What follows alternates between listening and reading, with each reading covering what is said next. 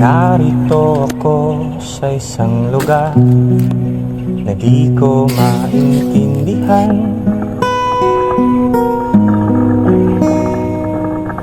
Nakikipagsapalaran sa buhay na ang hantungan ay kawalan.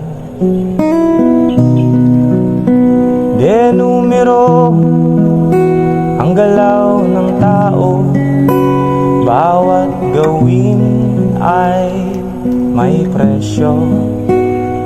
O narito ako sa isang lugar na di ko maintindihan. Daing ng tao'y di pinapansin, nililipad ng hangin. Pangkain